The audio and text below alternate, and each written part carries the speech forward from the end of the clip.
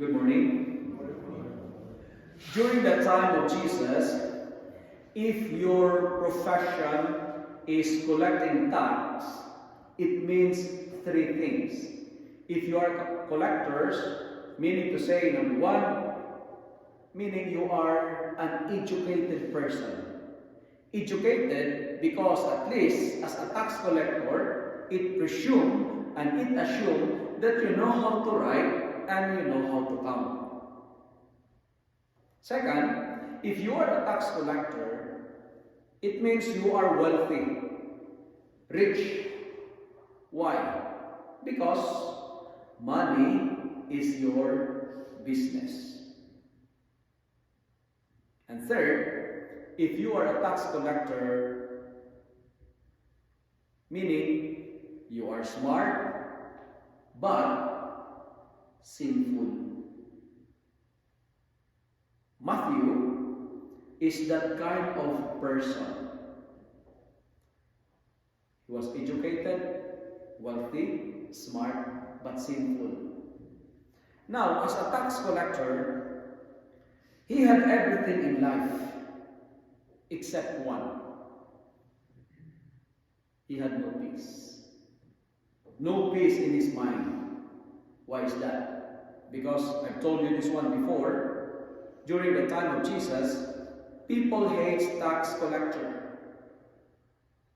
They were considered beasts in human form. That's why when Jesus invited him to follow him, Matthew got up without any questions, without any hesitations. He immediately left his tax post and followed Jesus.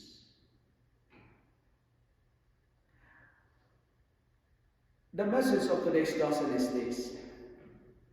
Matthew followed Jesus, and Jesus told him, "Follow me," because Jesus would like to engage a relationship with him. Immediately, Matthew followed because Matthew understood that the most essential in life is Jesus. He had everything. Money, fame, everything. Friends, the life of Matthew is telling us this morning that if we have everything, but if we have no Jesus in our life, life has no meaning. Today, the gospel is challenging me and you.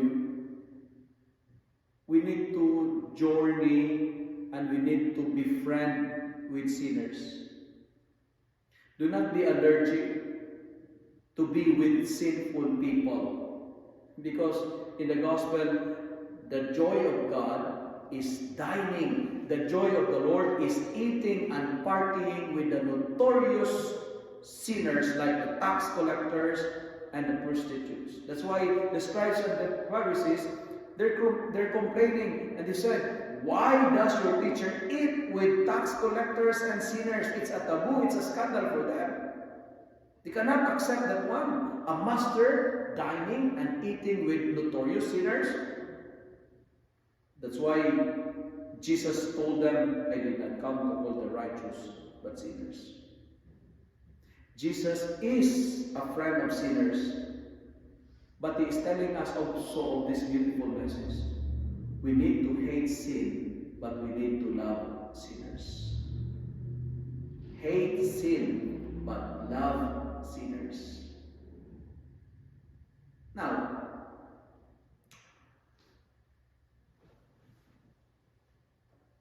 Jesus, the ministry of Jesus is what we call table ministry. And His way of welcoming people is very nice because mercy and love are His boosters to welcome the outcasts. Mercy and love are His boosters to welcome the outcasts. And finally, what I would like to share with you this morning is this. When we choose and when we decide to follow God, we need to leave everything including our source of living. But the good news is this: when you left everything in exchange of Jesus, God will reward your sacrifice. Because God will never take away something in our life without replacing it with something better. Imagine this. Matthew, he left his profession. He left his job as a tax collector. But the beauty of that sacrificing his profession is this: God used his expertise, especially in writing, for a better mission. Matthew, we presume that before he decided to follow Jesus, perhaps he used his hands to steal money. Perhaps he used his hands to do dishonest things and maybe accept some bribes. But you know what? The good news is this: God used the same hands to write, to come up the gospel, which we are now reflecting, the gospel of Matthew.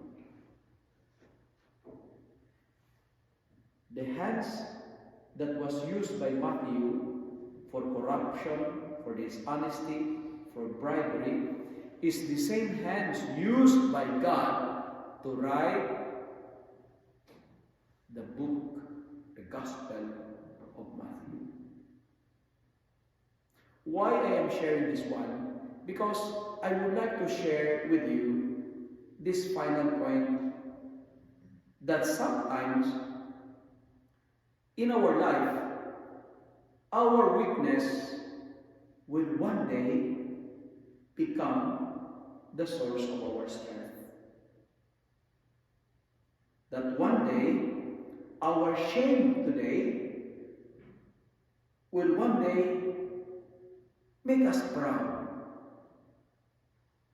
That our limitations will one day be an instrument to discover the perfection of God. Today, my dear friends, my dear brothers and sisters, like Matthew, we too are invited by God to follow Him. And when you follow Him, remember what I've told you, and this is where I'm going to end my reflection. God will never take away something in our life without replacing it with something better.